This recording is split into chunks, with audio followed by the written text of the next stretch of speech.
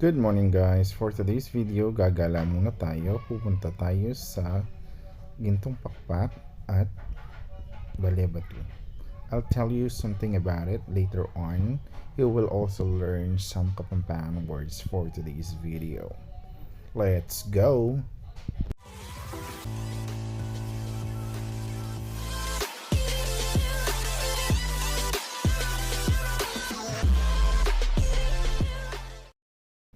Ayun na nga guys, for today's video, as I mentioned, hindi muna tayo magluluto. Gagala muna tayo for today. But since this is going to be a 22-minute ride, I'll be stating some facts about Pampanga. Just so you know guys, Pampanga is known as the culinary capital of the Philippines, for we are known with our good food. When you say sisig, it's Pampanga, buro, tocino, and a lot more.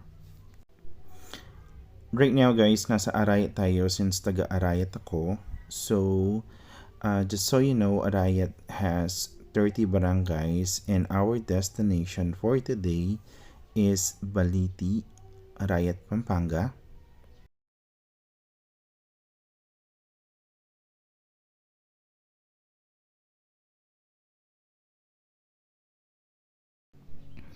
At this point in this video guys, nasa Kakutod, Arayat Pampanga na tayo, which is almost halfway na tayo dun sa ating destination.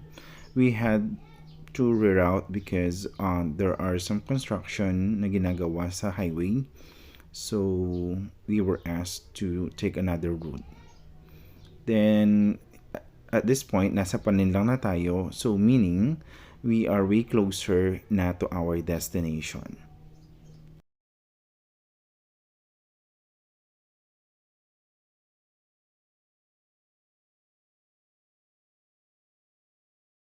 Ayan guys, we are getting a better view na ng Mount Arayat since we are getting closer to it. Pero hindi talaga tayo doon pupunta. Paanan lang siya ng bundok. Ayan guys, if you can see, since kanina marami kayong makikitang mga pananim iba't iba from mais. But guys, yung mga mais na nakatanim dyan, hindi lahat edible for human. Yung iba dyan, tinanim para gawing feeds ng mga manok, ang ganun. Then, may makikita ka ring mga palay and a lot of views ng Mount Arayat on our right. Ayan guys, at this point, actually malapit na tayo. Malapit na nating ma-reach ang Baliti. May binaba lang kami at this point kasi may nakisakay sa amin sa may malapit sa gate ng Palinlang. Ayan, dire-diretso lang. We are way closer na to our destination.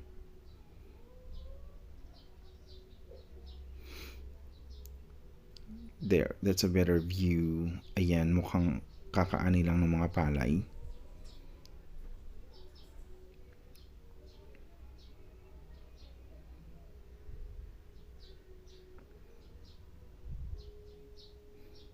And guys, medyo papasok talaga siya and medyo remote yung area. So, sasadyain mo talaga siya. So, better guys, kapag if you are planning to go here, search na lang siya sa Google Map. Madali lang siyang sundan. And maganda yung daan in all fairness at hindi traffic.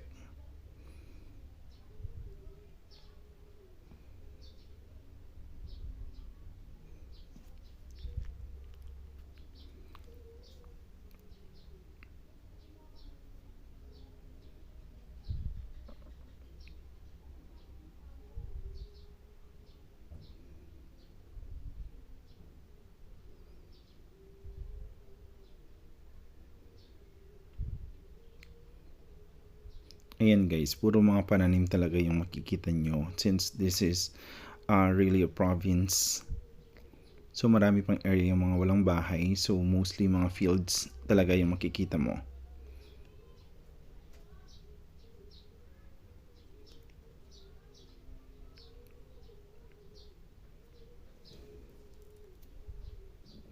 And along the way guys, may mga makikita kang, kung hindi ka taga Pampanga, yung ibang mga tourist, mga local tourist, sa daan pa lang they are taking picture na since maganda yung view ng Mount Arayat.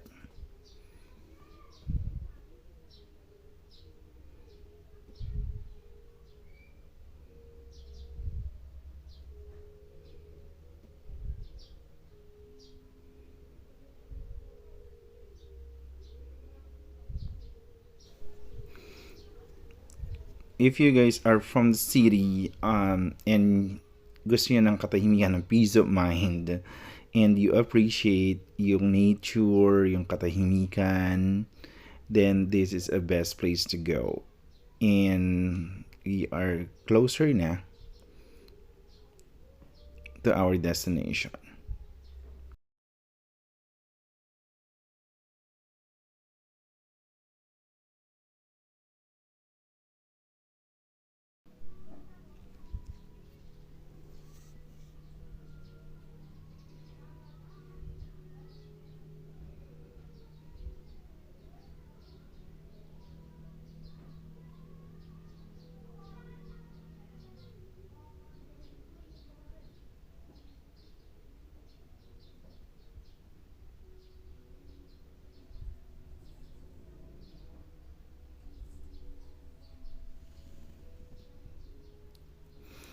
And here we go guys. Narating na nga natin ang Gintung Pakpak EcoPark. Pero before kami pumasok sa mismong EcoPark, chinek muna namin kung anong available sa area. So dito sa left side ng EcoPark, meron palang dam dito. And there you go, nakapagbayad na nga kami. Ang entrance guys is for 0 to 7 years old is 100 pesos, and for adults or from 8 years old pataas, it's going to be 150 pesos for day tour, and it's going to be around 1,800 per night for 2 packs. Kaya na ngayon kasama ko yung pamangkin ko and my brother. They're so excited to roam around the area. Ito yung restaurant nila, Apong Sinukuan Restaurant. Babalikan natin siya later on to check kung ano yung ino-offer nila. Ayan yung view niya. Ayan yung mga cabin. We will get to that later on. Ikutin muna natin yung ibang area nung EcoPark. As I've said earlier guys, if you love nature, if you love photography, then this is a good place to go because Instagrammable talaga siya. Maliban guys dun sa mga cabin na good for couples, meron din silang mga accommodations for groups tulad niyan. May iba-iba silang theme. Yan ang tawag is Baletu. Then meron din silang pool dito na hindi namin alam na pwede palang mag-swimming. Then meron din silang ibang mga rooms dito na pwede nyong rentahan if you are groups or family. Then ito yung mga kubo. Ayan, puro greens lang yung makikita mo. Mostly green and wood, mga brown colors.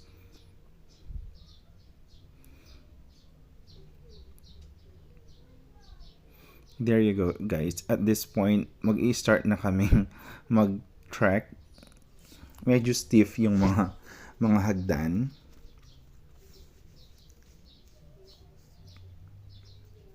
Ayan siya.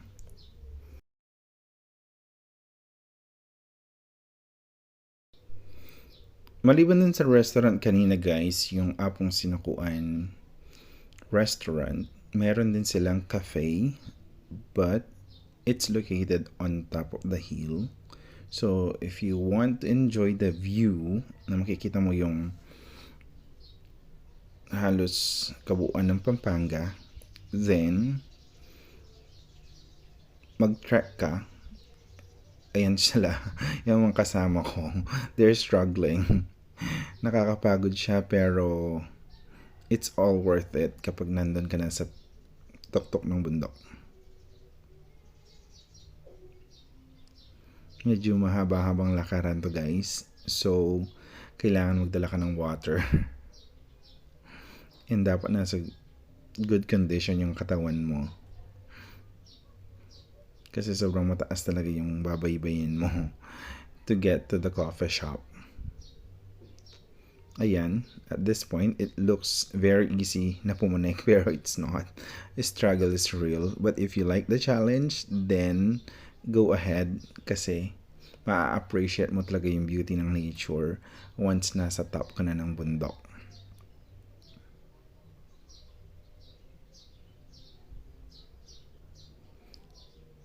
Yan, at this point, malapit na kami sa tuktok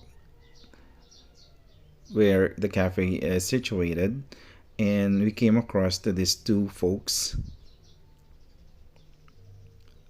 Mga Aita sila, and they're so friendly.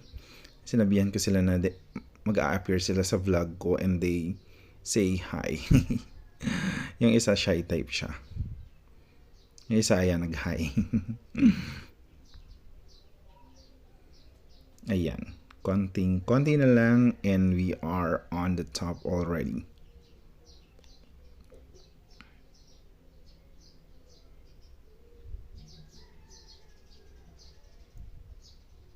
Kahit saang part guys ng place, pwede ka talaga mag-picture kasi maganda siya.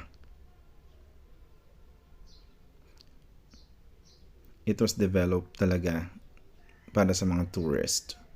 Ayan na yung cafe. It's a 2-story building. Ito yung view guys na makikita nyo kapag nasa tuktok na kayo. It's really worth it. Ayan yung Gintung Pakpak. May agila. And we enter the cafe na. Their coffee price ranges from 160 to 180 pesos.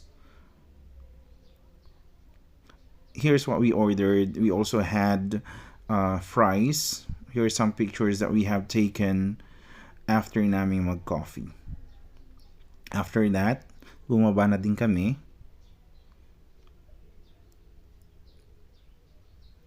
So, yung pababa guys, hindi na masyadong struggles. You really have to take care guys sa mga steps. Lalo na kung nagtitake ka ng videos and kung may kasama kang bata kasi medyo stiff talaga yung mga yung slope and medyo matataas yung mga baitang ng mga hagdan. Ayan, ganyan siya kataas. That's your top view nung hagdan. Hindi kami dyan bumaba. We took sa left side para makita namin kung ano pa ang meron sa ibang part nung EcoPark. Ayan guys.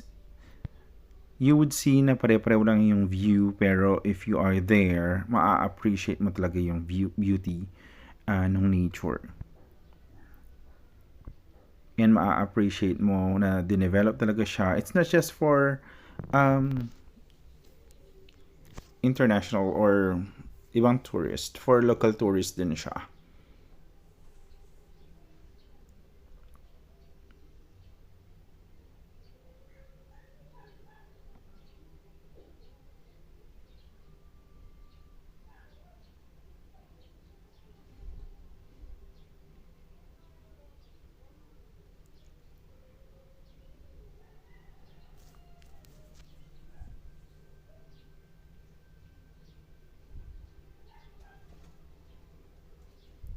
At least guys, dito sa daan na to, hindi ka masyadong mapapagod since flat na din yung dadaanan mo. Maliban na lang pag nag-take ka ng hagdan pababa later on, Pero mas madali na siya since pababa na tayo.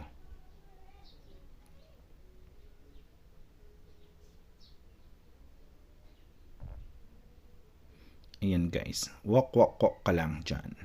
Enjoyin mo yung nature. Kung hindi ka naman nagmamadali, then you can take your time to appreciate its natural beauty.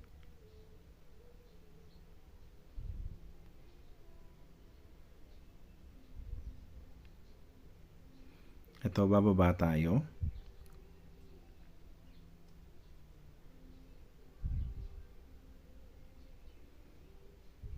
Sorry guys, medyo malikot yung camera. Wala akong dalang stabilizer. Hawak ko lang yung phone. And hindi ko rin siya napaghandaan since hindi ko talaga alam what to expect in this place.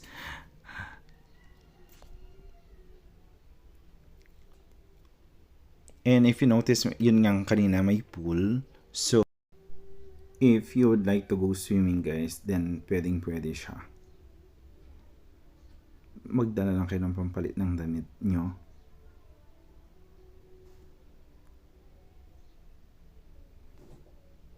Ayan guys, continuous lang kami sa paglakad.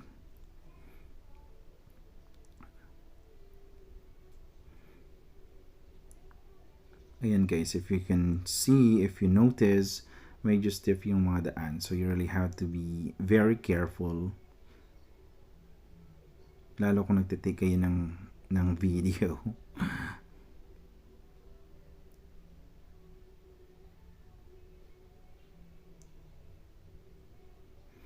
Ayan na guys yung batang makulit. Yan si Aryan. Magmamadali na siya. Excited na siya bumaba. Magpipictorial daw siya dun sa mga kubo sa baba. Ayan, sobrang energetic pa niya.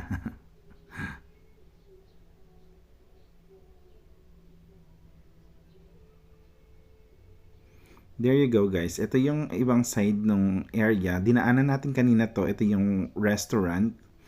We check the food kung ano yung ino-offer nila and what are the price ranges para next visit namin, alam na namin what to expect. Hindi kami kumain since kakatapos lang namin mag-coffee dun sa cafe sa taas. Ayan guys. They are very welcoming naman. They assisted us, or the waiter assisted us, and binigay niya yung menu.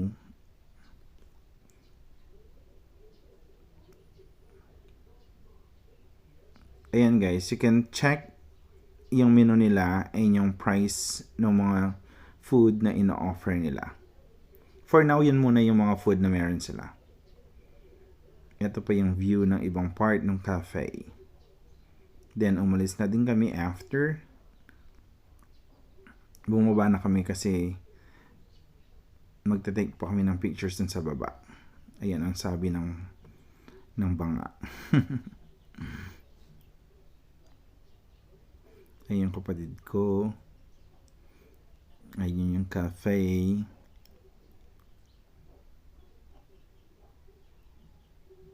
Ibang parts ng cafe, ang daming cottages. Pwede kayo dyan mag-inuman. And guys, bawal pala magpasok ng food.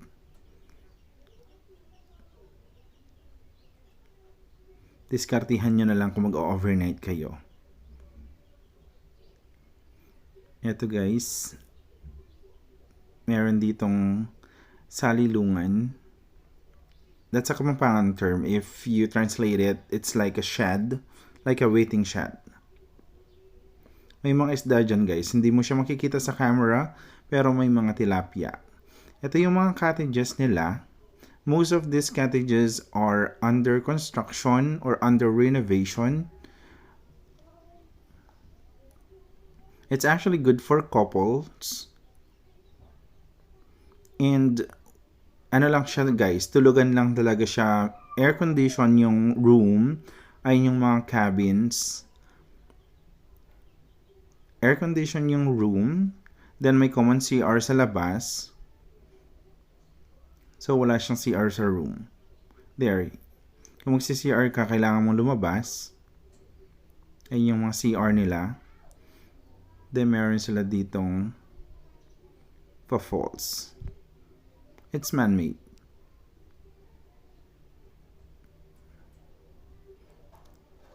Then, dito, continuous lang kami sa paglakad. Dito sa area na to guys, yan, may mga cottages dyan. Dito sa center, pwede kang mag-camping. Ayun yung mga tent. Ayun yung mga rooms. Then, kung group kayo, like company, pwede kayo ditong mag-bonfire sa gabi. There you go. Pwede kayo dyan mag-party sa gabi. Ayun yung dam kanina. Ayun yung view ng mga cottages. After yan guys, lumabas na kami. Nag-take lang kami ng picture sa gate.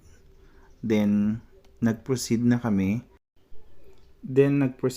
Guys sa Bale, Batu.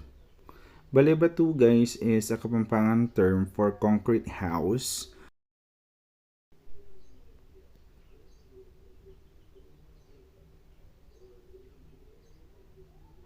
Ayan guys, around 2 minutes lang siya from Gintung Pakpak. Then, nandun na yung Bale, Batu. Lumampas pa nga kami dyan. Naligaw kami. Then, nag-U-turn na lang kami pabalik. Ayan siya. Nakarating kami dun sa Rodriguez EcoPark. Then, nag-ask kami dun sa mga manong.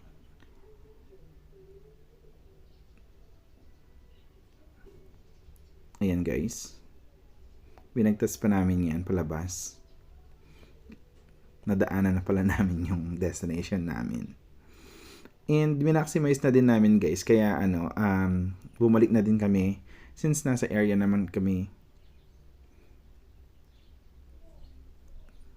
Para isang nakaraan na lang siya.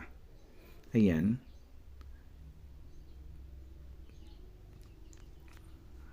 Tumawid kami dyan, then nag-ask kami. Then mali nga daw yung pinuntahan namin. So, we need to go back. Ayan.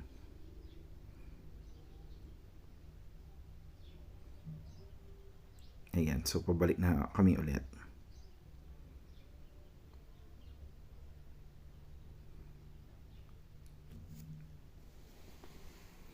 There you go guys. Ayan yung Bale, Batu.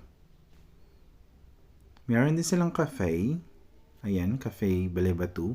But since, according dun sa caretaker nila, since mahina during pandemic, nag-close sila. Ayan yung cafe. Then, ito yung entrance ng Bale Batu. You have to pay 50 pesos each. Ang free lang dito yung 5 years old pababa. Pero since 8 years old na yung kasama namin, we have to pay 50 pesos din. Ito, yung glimpse ng Bale Batu. Ayan guys, may history dyan. Bakit itinayo yung Bale Batu?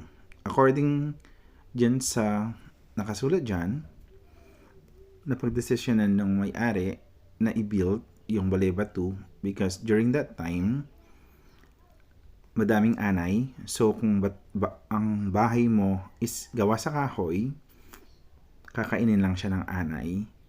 And maraming sunog na nagaganap ng mga panahon na yon. Ayan guys, after taking pictures sa place, we decided na umuwi na din. Pero bago kami umuwi, dumaan muna kami sa Pure Gold Arayat para mag-grocery bago kami umuwi. Ito na yung way namin pabalik.